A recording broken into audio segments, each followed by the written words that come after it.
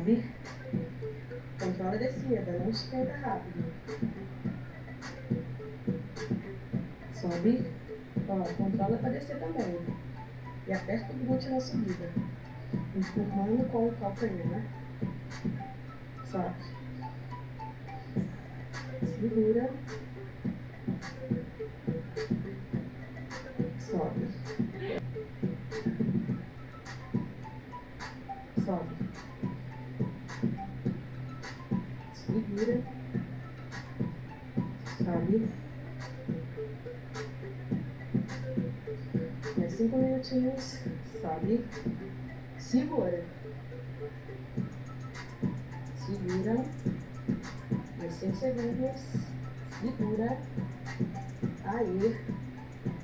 Volta. 20 segundinhos. Respira legal aí.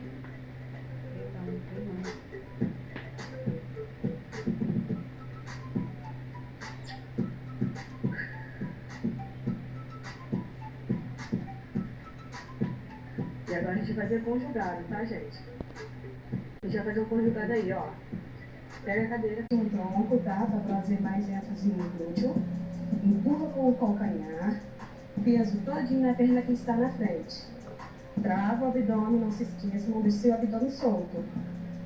Vamos lá. É 45 segundos.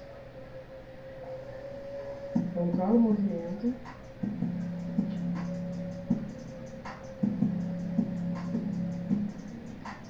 Mais 10 segundos.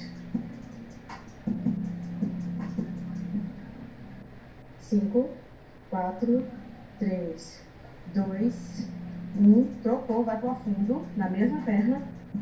45 segundos também.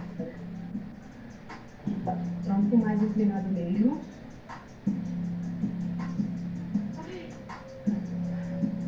Força na perna que está na frente. Vai trabalhar bem no glúteo. Vai pegar o quadríceps também. Mas assim, com o tronco mais inclinado, a gente trabalha mais glúteo. Vamos lá. É para queimar mesmo. Mais 15 segundos.